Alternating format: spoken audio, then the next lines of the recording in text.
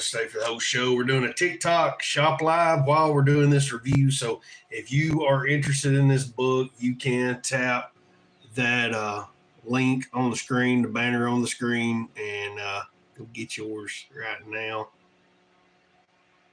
And I'm going to share this out across TikTok. If you, again, if you see this book and you're interested in, we got a lot going on right now in the country with the election. Everybody's like deploying the National Guard. All these towns are deploying the National Guard because they think there's going to be like riots and whatnot. Well, if you're worried about those things, then this would be the book for you. We just recently had a ton of natural disasters going on in North Carolina, Florida, all over the country. It seems we're having some form of natural disaster. And it talks about how to bug in, things of that nature, how to be, more self-reliant, how to have things you need while you are, in the middle of a disaster. So, a Navy SEALs bugging guide. Some of the stuff, one of the things it says here, how to turn your house into the safest place on earth. Let me see here what it'll let me do. I think it'll pin that in the comments. So we got the product pinned in the comments if you're interested in looking at this book, A Navy SEAL's Guide to Bugging In. It's how to turn your house into the safest place on earth. I hear a lot of people talking about bugging out. And I always kind of try to discourage that unless that's like the only case you have. Because where are you going to go? I mean, if you're planning on leaving the city, you're going on to more than likely other people's property or national park property. If that, I know in Canada they have more public land than we normally do here in America, but I want you to think about that. What kind of resources do you have out there? What kind of resources do you have? A lot of the people I talk to and consult with, they want to bug in. They don't really have anywhere to go. I do suggest if you're going to bug out, you need to have somebody where you're going, and they need to be preparing like this. We got Red 8 Actual says the only natural disaster I'm worried about right now is the election, LOL. And that's exactly right. I agree with that. There's a lot going on right now. Right now, both sides are worried the other is going to win and everybody's going to trash everything. And I can very well see that happening on either side, people I talk to. If you're just now coming in, share this out, share the live out. Let's see. Let's get more folks in here. But a Navy SEALs bugging guide, that's kind of the review we're doing today. Yeah, it's a shop live as well. And then we got I got some Spanish here on one of my comments, and it is not translating over. So I'm sorry if I can't understand you. Jody X Saga. Jody X Saga, why? I don't know. It sounds like it's probably something I don't need to be saying now that I'm thinking about it. But anyways, a Navy SEALs bugging guide. So some of the things in this book that I like, information I think you're going to need in the middle of a disaster or when you would have to bug in. I had all these pages folded over. One of the main things is how to safely store your bug in food stockpile. Yeah, that's a good, like that. The information that I see in this, it's all stuff I'm already doing, stuff that I tell people to do. Is that Black Spider-Man in there? Hey, man, what are you doing? Talking about a Navy SEALs bugging guide. Joe Lambert. Maybe you know him, Hugo. Was you in the Navy with this guy? Was you? I don't know. I could just see Black Spider-Man being in the Navy. He seems like he's built for that kind of work. It's got the key terms for safe food storage. So if you are, if you're starting your stockpile, there's certain things you don't want to stock. There's certain ways you want to stock things that you are stocking. It talks about canned food, and it starts with the acronym FIFO, first in, first out. So, food rotation's a big thing. This is going to cover a lot of your food rotations, different ways to do that properly. It also talks about 5-gallon buckets. Now, I've always done videos on that with Mylar. Yeah, if you're looking to do that, and you are looking for some Mylar bags, and you go to read this and you decide you want Mylar bags, you can go to Pack Fresh USA and you can use code EDGE, all caps, and you can save 10% at Pack Fresh USA. We got that link on our website. You just tap that link in our bio on either one of these platforms, and that will take you there. You'll see the Pack Fresh banner. You tap that and use that code, and that's going to save you 10% on your Mylar bag needs. Now, buckets, I don't know if they sell buckets at Pack Fresh, but buckets are not hard to come by. You can get them at Harbor Freight. You can get them a lot of places. They say food-grade buckets, but really you get some 5-gallon buckets, some good thick 5-gallon buckets. Pack Fresh is going to give you a guide on how to use those Mylar bags. He shows covert food storage.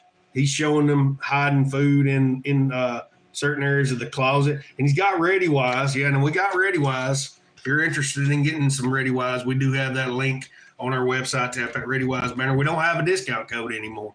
You can try it. It's Chaos10. It may still save you some money. Food safety is everything is one of the big things he talks about in here. And that's going to be one of the key things. When you're putting food up, you want to keep that food safe. You want to make sure you're not going to have to deal with botulism. You're not going to be dealing with rodents getting into your food. That's one of the reasons a lot of people use food grade buckets, these good thick 5-gallon buckets, is because they're, it'll take a while. Rodents can chew through that, but it'll take a while. But also there's ways to store it, even though to that point that'll help discourage it. He's got a whole section here on how to protect your bug out, your bug in stockpile from pests. And you're dealing with ants, you're dealing with rats, roaches. One of the things that a lot of people don't realize is there's eggs in your flour.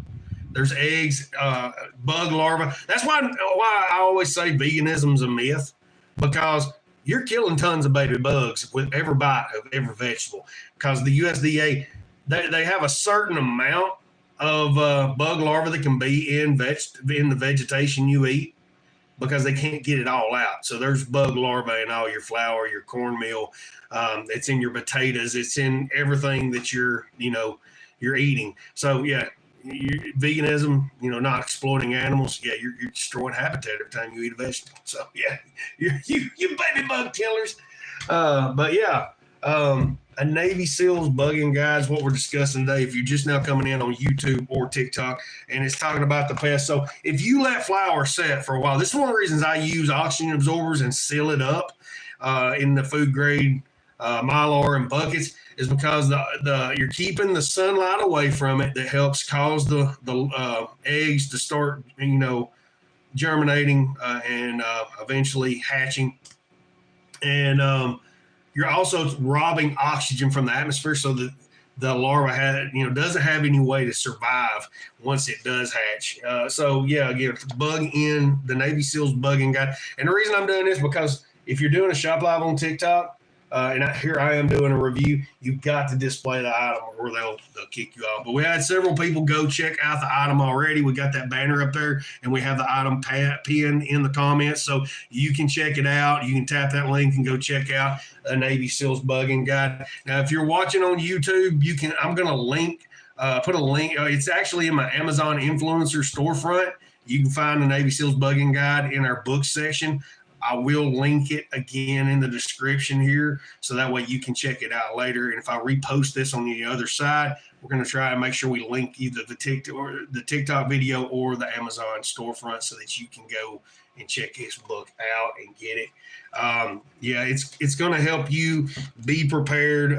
One of the things, let's see here, I've done another page. The only seeds you need to stockpile for a crisis. I'm big on stocking heirloom seeds. I'm big on having seeds, because once you use up your initial stockpile, you have to be able to replenish that stockpile. You have to be able to replenish your food supply. There's no point in putting up a stockpile of food if you're not ready to come out of this. Maybe it's a a national disaster, a collapse, a societal collapse. Maybe you're preparing for that, a depression of some type. I imagine a lot of the people in the 30s that lived in the cities, if they had known that depression was coming, heck, a lot of people in 2008, if they'd have known that collapse was coming in the economy, they would have been stocking up on seeds and getting ready to grow a garden and have food. So this may be something you want to do. Just start gardening. But this is going to tell you the seeds you need to have on hand to be able to sustain your family, food-wise. And I feel like that's something that you need to have anyways, because the thing is you need to save money every which way you can nowadays. With the way the economy is, the way the inflation is, it never hurts to be always growing a garden, and it never hurts to have seed put away in case you have a bad year and your garden don't do well and you can't take seed from it. You need heirloom seed. But this gives you a whole section on how to put up seeds and what seeds to put up. So, yeah, a Navy SEALs Bug-In Guide by Joe Lambert. But yeah, it goes through all. It talks about zucchini, summer squash, tomatoes, cucumbers, spinach, and how it talks about seed types, talks about hybrid seeds, GMO seeds. Really a lot. A lot of seeds are hybrid. Any kind of corn is a hybrid, even if you're getting heirloom, because corn was like a weed on the side of the Amazon River, and then it was cultivated by the natives into the plant. It became the grain it became, because it's a maize, it's a grain. And so everything, we've been hybridizing seed for millennia, but we've extended that in the new age and made it to where you just can't replant some of these seeds that we're getting in these mass production farms. Let's see, there's another section, deadly water storage mistakes to avoid. There's a whole section on storing water, how to stockpile a ton of water for 365 days without it going bad. And so that's actually a section I think, I know I need to do better on my water. I know that I need to have more water stored, and I do have a well I have access to. I do have tanks that I can fill up immediately during a disaster, and then I have permanent water storage. I have bottled water, I have container water, I have water filtration. But the water, putting up the water he's talking about having 55-gallon drums, and he's talking about how to preserve that, how to keep it treated, how to have enough water on hand that you're going to have what you need, even if the water all around you is contaminated. So he's talking about having enough water put up. So you would have to have room for this. You may not be able to do a lot of this in an apartment, but I did have a friend one time that bought a big 55-gallon tank that would slide under his bed, and that he could keep water stored in. So that's something you would want to look at. There's collapsible tanks now that I think Vivor makes some of them. It also tells you how to make your property looter proof. Right now we're seeing an unprecedented amount of looting.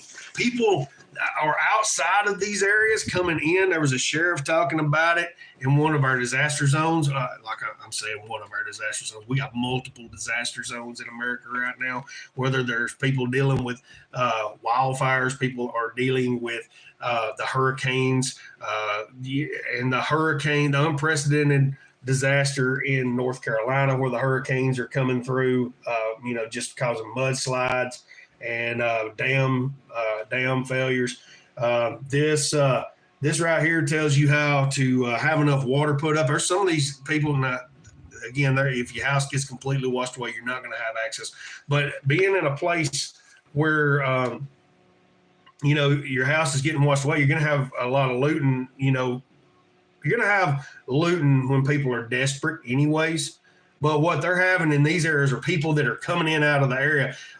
They've actually had a lot. I don't know if it's a narrative being pushed or what exactly is going on, but there is a lot of talk about migrants that are looting, that are coming in and looting. Now, I don't know if that's just, the few that do it, and they're bringing that up for political reasons right now, because I imagine there's a lot of people, even, American, long-term Americans, let's say white people, people of all different ethnicities that are looting. But we're seeing a lot of this happening where there's people, and I would imagine you have a lot of people that are not, used to being in this country, and they're used to being in a, got to do whatever you got to do situation in their old country, and they're new here, and then they find out, hey, this is a disaster zone. There's all kinds of stuff laying around. They might, they've got that survival mentality just to make it where they were. They might not, they might be looking at it different than me and you. So yeah, but we're seeing an unprecedented amount of looting in a lot of these areas. A lot of personal property just strewn around in these areas. And this guy tells you how to make your home looter proof. So if it doesn't get washed away, if they're breaking into your home, you had to evacuate, or you're out looking for, help or of some kind or some way, some kind of way to, or getting water to bring back to filter, and you don't want somebody stealing, everything you got while you're out. I mean, this dude's talking about traps, landmines, chemical traps. I mean, he's got like barbed wire, concertina wire, razor blades. Lord help. I mean, he's giving you everything: security cameras, automated lights. Again, a Navy SEALs bug-in guide. I mean, it's a comprehensive guide. I mean, it gives you every type of scenario. We look at energy solutions, how to choose the best generator for your house. And it shows Bougie RV, Jackery, and I think Blue Eddy. We have some Bougie RV products in our showcase. If you are interested, you can go back and look at our videos, and you'll find where the Bougie. I think we got a Bougie RV telescopic light. We have a Bougie RV solar panel. But this book itself is going to have, the things that he suggests, or how to implement them, or maybe even how to make it yourself, which we have solar panels. We have solar charge inverters. He goes into this section. This is something I feel like in the modern age we all need to consider as a possibility, is using EMP cloth. And he's got a whole thing about getting EMP cloth and how to use it to like store things, like even a gas multi-fuel generator that he's showing right here. That's pretty cool right there. I didn't realize that section was in there. I was getting down some of the main ones. It even has this on how to draw electricity out of dead batteries. I've heard about this from friends, older friends. One of the guys I work with, he talked about taking batteries and heating them up in a hot skillet. His dad would heat them up because when they got cold, you wouldn't be able to get as much power out of them. But even so, I think that heat kind of helps activate some of the particles that's in there. But this right here shows like a battery pack, a USB connector, how to I guess pull all the battery power out. How to communicate post SHTF. I don't use those words, but it talks about radios, comms, amateur radio license. Here, this is a thing to program your radios with for different frequencies and communication frequencies. It goes into handheld radios. We have a number of handheld radios right now. We got the Tide radio is one of the big ham radios we're looking at. And I got a friend, he was a teletypist in the military. He's been fooling with radios all his life. He is a first responder. He is a caver, internationally known caver. And basically he just does everything. And he's always using ham radios and, things of that nature. And when I showed him that Tide radio that we have, it's like a 10-watt Tide radio that we have in our TikTok showcase. When I showed him that Tide radio, he was like, man, he said, you get a 50-foot piece of copper cord, you'll be able to talk all the way to El Salvador with that, because he was talking about how much push it had. And you can find that in our, I'm pretty sure we got it in our Amazon influencer page, but we do have it in our TikTok showcase as long as that company has it in stock. Medical pills and supplies, medical items, the stockpile goes into that. But yeah, I mean, overall, from what I've seen in this book, it's been a really good book to tell you what to have on hand. Yeah, this right here talks about, just your basic first aid kits and supplies that you want to have on hand. Even things you don't probably think about, soap and antibacterial soap. A lot of people having antibacterial soap on hand was key during the pandemic. We got a troll in here. You would get poisoned by eating batteries. I mean, like, Lord help. I think it's those troll farms from over in Pakistan and India. They'll just say all kinds of random stuff that don't make no sense. It goes on to talk about indispensable survival items, seeds, salt, medications, water filters, hand tools. There's a whole other thing in the front. Batteries, candles, vitamin tablets. A lot of people don't have candles on hand. It's just not nothing you think about having. Most people have, maybe a few scented candles, but having a good stock of just some cheap dollar store tea candles, that's always good. Vitamin tablets. We keep a lot of vitamins on hand. Matches, we try to keep a couple boxes, good 2 or 3 boxes of the big boxes of matches on hand. Butane lighters, we got all kinds of lighters. I try to keep big lighters on hand. Solar panels, I've got different types, different sizes of solar panels: 100 watt, 20 watt, 50 watt, collapsible solar panels. Stuff you can get, charge controllers where you can hook it directly to marine batteries. Those are good things to have. Salt is something that my friend Red 8 Actual, he is the one that made that point years ago when I started doing preparedness videos. It's something but you don't think about. And then my friend Jeremy Calgaro, he kind of summed up what he did when it come to putting up salt. He just buy the big salt blocks at his local feed store. So that's something you can look at. I mean, that animal salt. So yeah, if you're interested in a guide, a Navy SEALs bug-in guide, this is the guide we got. We got it tagged. You can go check it out. It is worth the price. I'm going to tell you that. You're going to look at the price. You're going to think, whoa. But I'm going to tell you, there's a lot of books out there. I've got books in my collection that are over $100, what I've bought. Some of them have been given to me in collaboration. Some of them I've had to buy myself. You go to college, you're paying – I paid some of those books, and they cost over $100 at that time. Now, who knows what they cost with inflation? Books are worth the money. You've got the knowledge in your hand. Yeah, you can download stuff, but hey, it never hurts to have a good physical library. I've been a minister for over 20 years, almost 21, I think it's coming on 22, maybe. I may be wrong. But that was one of the key things that we always were taught. A good minister always has a good ministerial library of over 500, at least 500 to 600 books when, to prepare messages. Well, this right here, you're preparing, for disasters and to take care of yourself in hard times when you may need to be more self-reliant.